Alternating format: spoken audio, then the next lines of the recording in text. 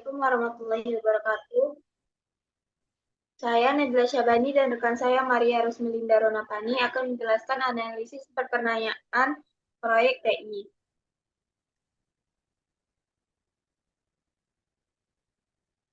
Tujuan presentasi tersebut yaitu pertama, pertanyaan 1, analisis KPI proyek TI nyata dengan kriteria SMART pada implementasi sistem ERP. Pertanyaan kedua, simulasi Net Value Management pada proyek SIMRS bulan kelima. Pertanyaan ketiga, perancangan dashboard monitoring proyek untuk startup e-learning berbasis Agile. Pertanyaan keempat, studi kasus proyek TI gagal, analisis akar masalah dan corrective action. Pertanyaan 1, analisis KPI proyek TI nyata. Definisi KPI dan kriteria SMART. Key Performance Indicator adalah ukuran kuantitatif maupun kualitatif yang digunakan untuk mengevaluasi keberhasilan suatu proyek dalam mencapai tujuannya. KPI yang efektif harus memenuhi kriteria SMART, spesifik dan jelas.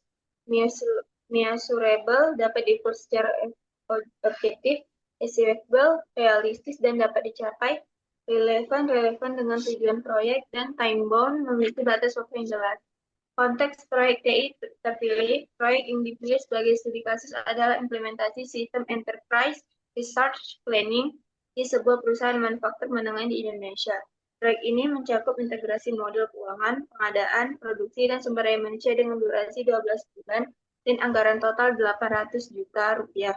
Kompleksitas integrasi lintas departemen menjadikan proyek ini representatif untuk analisis KPI secara komprehensif. 5 KPI relevan, KPI 1 dan 2, persentase penyelesaian modul tepat waktu, target kurang lebih 95%. Tingkat kepuasan pengguna akhir diukur melalui survei pasca, implementasi target kurang lebih 80%. KPI 3, biaya aktual versi anggaran, cost variance, memastikan pengeluaran proyek tidak melebihi baseline anggaran yang telah ditetapkan, target kurang lebih 5% overrun. KPI 4, waktu downtime sistem selama phase go live dan migrasi data, meminimalkan gangguan operasional bisnis, target downtime kurang 2 jam per bulan. KPI 5, kualitas bug fix, presentasi bug kritis yang diselesaikan dalam SLA yang ditentukan, mengukur kualitas deliverable teknis, target kurang lebih 50% dalam 48 jam. Target dan metode pengumpulan data KPI. Target kuantitatif KPI, persentase modul selesai tepat waktu kurang lebih 95%. Yang kedua, tingkat kepuasan pengguna kurang lebih 85%, skor survei. Biaya aktual versi anggaran, deviasi kurang lebih 5%. Waktu downtime sistem kurang lebih 2 jam per bulan. Kualitas bug fix kurang lebih 90%, bug diselesaikan dalam 48 jam.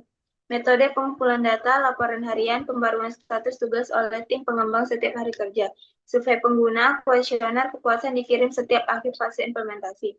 Sistem monitoring tools otomatis untuk mencatat downtime dan performa sistem secara real-time. Audit kualitas, review mingguan oleh QA lead terhadap bug, log, dan resolusi. Rekap anggaran, laporan keuangan mingguan dari manajer keuangan proyek. Tantangan pengukuran KPI, data tidak lengkap atau terlambat, resistensi tim dalam pelaporan, kesulitan mengukur aspek kualitatif, integrasi data dari berbagai sumber, laporan tidak konsisten antar departemen, kurangnya standar pengukuran yang jelas, perubahan skop mempengaruhi baseline KPI, keterbatasan alat monitoring yang tersedia. Lanjut. Pertanyaan kedua, simulasi FVM. Net Value Management adalah metode pengukuran kinerja proyek yang mengintegrasikan lingkup, jadwal, dan biaya secara terpadu. FVM memungkinkan manajer proyek mendeteksi deviasi lebih awal dan mengambil tindakan korektif sebelum masalah berkembang. Konsep dasar FVM, yang pertama BAC, Budget at Completion, total anggaran yang disetujui untuk proyek. Kedua PV, Net Value, yaitu nilai pekerjaan yang seharusnya selesai sesuai rencana. Yang ketiga Net Value, nilai pekerjaan yang benar-benar telah diselesaikan. AC, Actual Cost, biaya aktual yang telah dikeluarkan Data proyek SIMRS kurang bulan kelima. Lanjut. Perhitungan variansi N indeksi EVM. SV sama dengan EV kurang PV sama dengan 330 juta kurang 420 juta sama dengan minus 70 juta. CV sama dengan EV kurang AC sama dengan 330 juta kurang 410 juta sama dengan minus 50 juta. SVE kurang EV bagi PV kurang 300 sama dengan 350 bagi 420 kurang 0,83. CPI kurang 1 setiap 1 rupiah dikeluarkan menghasilkan nilai 0,85 perak. CPI sama dengan EV atau AC dan sama dengan 350 per 410 sama dengan 0,85 over budget. SV negatif yaitu proyek tertinggal dari jadwal rencana, CV negatif yaitu biaya aktual melebihi nilai pekerjaan selesai. SV1 kurang 1 hanya 83%, pekerjaan selesai sesuai jadwal. Lanjut. Estimasi EAC. Metode 1 yaitu EAC sama dengan BAC per CPI. CPI sama dengan 0,854, BAC sama dengan 800 juta, EAC sama dengan 800 juta per 0,854. EAC sama dengan 930 juta 534.797 rupiah. Sama dengan dibulatkan menjadi 937 juta. Jika efisiensi biaya saat ini terus berlanjut hingga akhir proyek, total biaya penyelesaian diperkirakan membengkak sekitar 130 juta di atas anggaran awal. Metode 2 EAC kurang AC. EAC sama dengan AC tambah BAC kurang EV. AC 410 juta, BAC 800 juta, EV 350 juta. Totalnya 800 juta. Lanjut. Berikut grafik EVM. Kurva PV, EV, dan AC bulan 1 sampai dengan 5. Grafik di atas menampilkan perkembangan 3 kurva utama EVM sepanjang 5 bulan pelaksanaan proyek SIMRS. Analisis tren EV secara konsisten berada di bawah PV. Proyek mengalami keterlambatan jadwal di setiap periode. AC secara konsisten melampaui EV, biaya aktual melebihi nilai pekerjaan diselesaikan. Kesenjangan antara PV dan EV semakin melebar. Keterlambatan bertambah dari bulan ke bulan. Kesenjangan antara AC dan EV tetap signifikan. Inefisiensi biaya berlanjut. Kesimpulannya, tren negatif pada jadwal dan biaya memerlukan corrective action segera agar proyek tidak semakin jauh dari baseline. Baiklah, slide selanjutnya akan disampaikan oleh rekan saya, Maria Rosmelinda. Kepada Maria, dipersilakan. Selanjutnya, rekomendasi corrective action. Mengoptimalkan pengguna anggaran untuk menghindari pembengkatan biaya atau CPI saat ini 0,85. Melakukan relokasi sumber daya ke aktivitas kritis yang mempengaruhi jadwal perbaikan manajemen jadwal untuk meningkatkan SPI dari 0,83 menuju target besar dari 0,95. Mempercepat penyelesaian deliverable yang tertunda dengan menambahkan kapasitas tim. Peninjauan ulang skop proyek untuk menghindari keterlambatan tambahan, identifikasi dan eliminasi aktivitas non-esensial yang tidak berkontribusi pada milestone.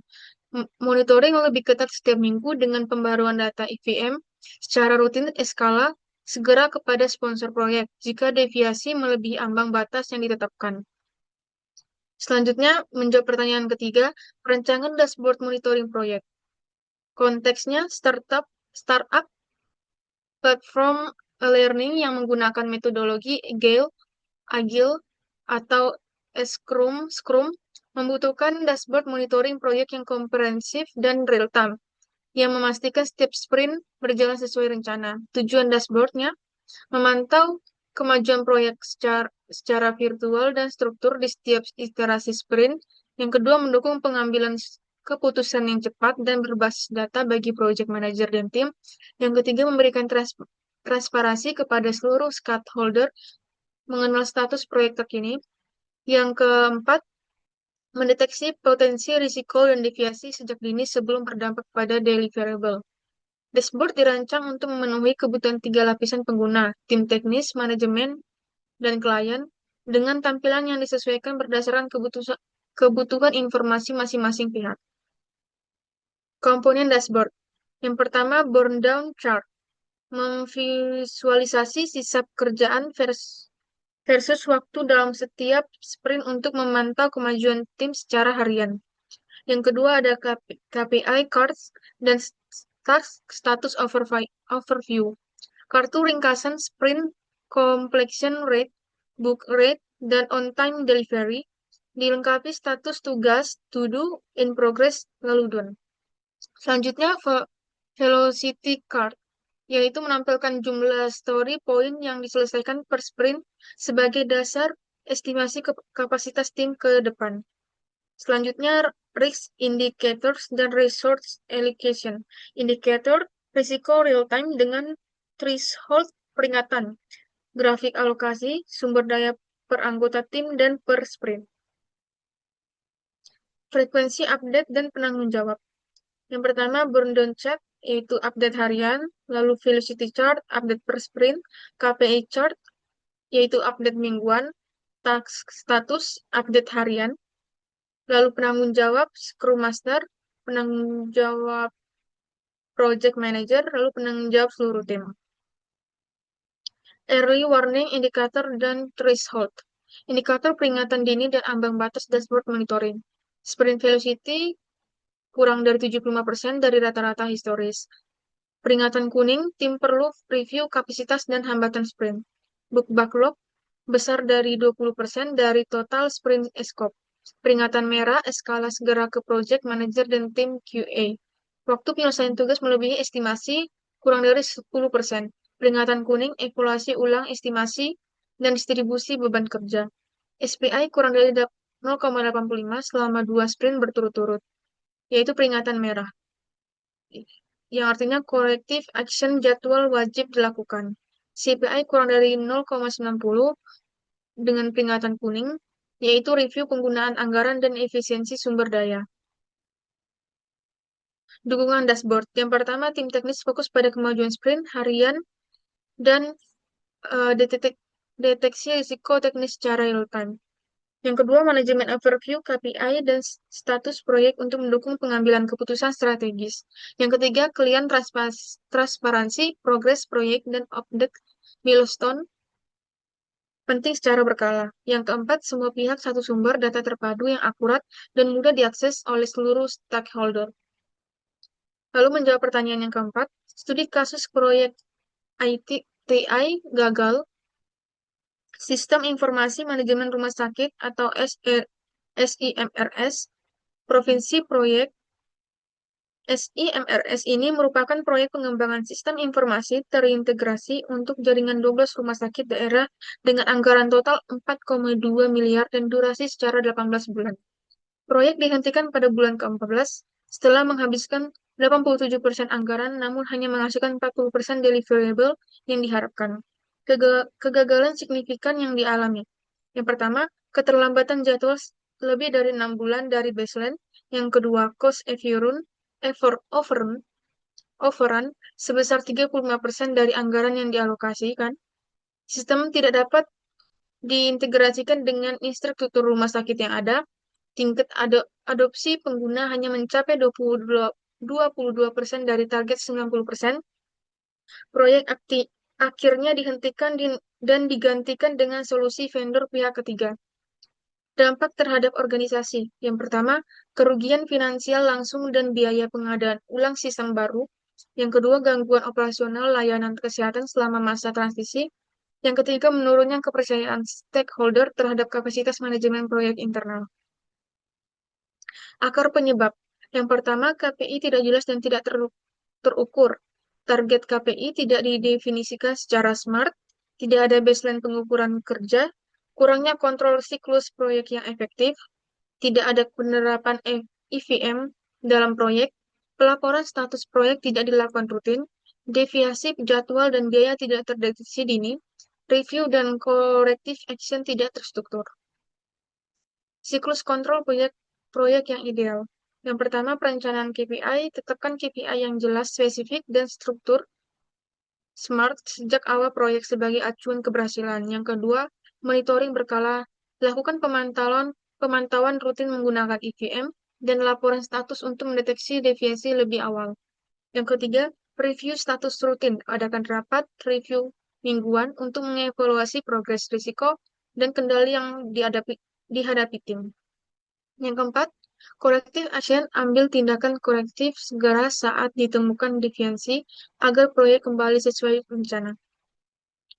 Corrective action dan template pelaporan. Rencana tindakan korektif. Yang pertama, menetapkan KPI SMART yang jelas, struktur dan relevan untuk setiap deliverable proyek. Dua, implementasi EVM secara konsisten, tracking PV, EV, dan AC setiap minggu. Yang ketiga, penjadwalan laporan rutin mingguan dan bulanan dengan format standar. Yang keempat, komunikasi intensif dengan tim internal dan stakeholder eksternal secara berkala. Template laporan mingguan, ringkasan status proyek, yaitu progres keseluruhan versus rencana. Yang kedua, KPI update, yaitu nilai aktual versus target untuk setiap indikator. Yang ketiga, risiko dan isu, yaitu daftar risiko aktif, tingkat dampak, dan status mitigasi. Yang keempat, tindakan lanjutan daftar aksi, penanggung jawab, dan tenggat waktu.